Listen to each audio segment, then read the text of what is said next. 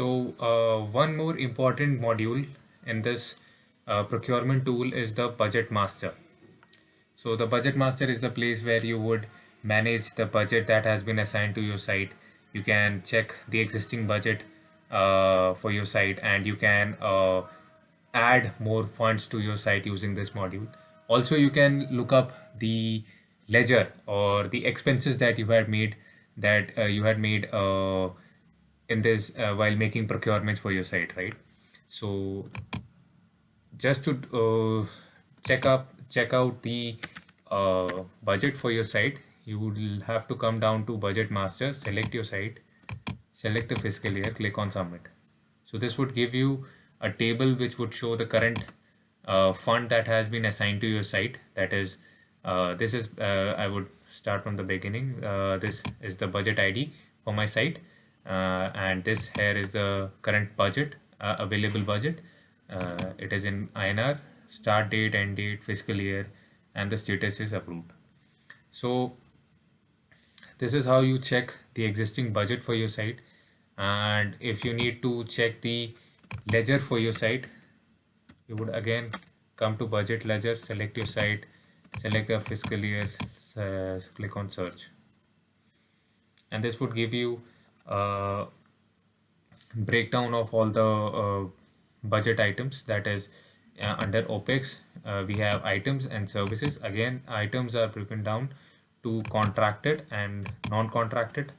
Similarly, services, so for services there is a budget for contracted services and non-contracted services. So under contracted services there is a budget of rupees 300 currently.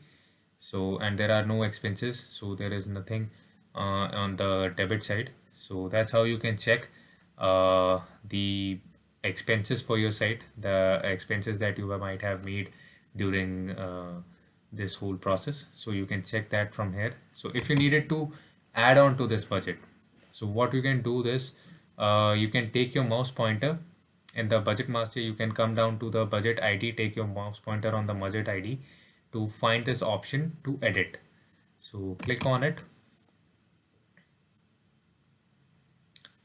So this here is the budget detail, starting with site details, site warehouse details, creator name, fund details, business area, etc. Right? So if you needed to add on to the budget, add on more funds to the budget, what you can do is you will have to come to budget line ID. So just like you would add a line item in a PR, you would just simply click on new budget, functional area.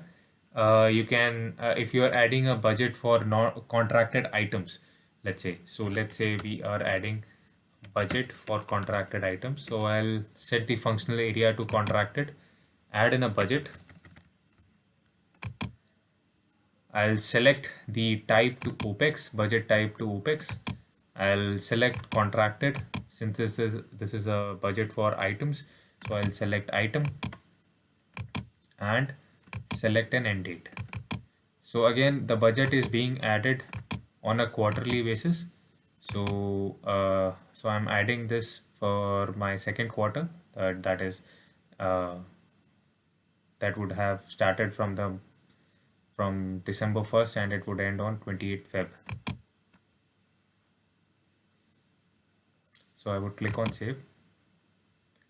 So once I do that, I click on finish, and this budget would go for approval to my NAD or operations regional operations head. And once this is approved by the approver, I would go about and start creating a PR in the system.